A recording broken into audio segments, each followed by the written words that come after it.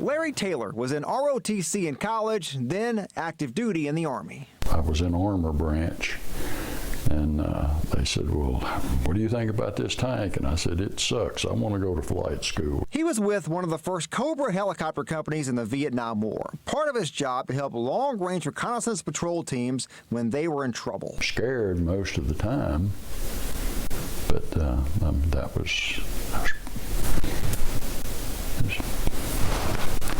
that's what we did. 6 weeks after he left Cobra School, a night he's still talking about more than 50 years later. June 18, 1968, he got a call on his radio. Here's the problem. Said we were supposed to recon this village here and around this village for a week, and they were waiting on us. Dave Hill and 3 others were on the ground, trapped. We settled in and called for support. Dave Hill and Larry Taylor told the story of what happened. They were going to die. There were 4 of them, and they were surrounded by about 60 people in a ring. So over the next half hour, 35 minutes, they continually made rocket and gun runs around us. But we began to run out of rockets and run out of ammunition, and you couldn't see anything. They were out of firepower and out of ideas, so Larry radioed the team leader and made an unusual request. Run out in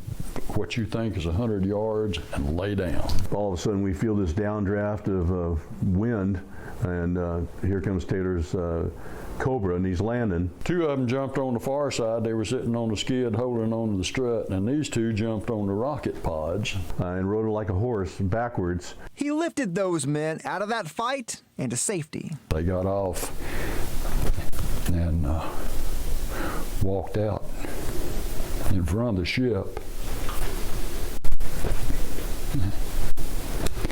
And then they disappeared. Larry told me he's never heard of another rescue like it during the war. He received a Silver Star, and over the last few years, Dave and several others have been putting together this package to submit to the Pentagon to upgrade that honor to the Medal of Honor. But one of the gaps in my life is that Larry never got his due.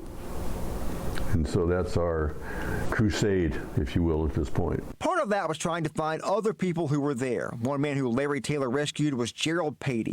He passed away in 2015, but 20 years after the war, Patey got married, had 2 children, 4 grandchildren, great-grandchildren. We definitely think that Larry should be honored for, what he did to get these gentlemen out and allow him to continue to make this legacy. Generations who are here today because Larry Taylor risked his life to save lives in Vietnam in 1968. That's your job. That's what you do. I told my men, you never leave a man on the ground. And we never did. And I never lost a man. Not one. That was Josh Rowe reporting. We've been told that packet that was submitted for consideration for the Medal of Honor for Larry Taylor is still in the hands of high-ranking officials at the Pentagon. At this point, it's unclear what will happen there.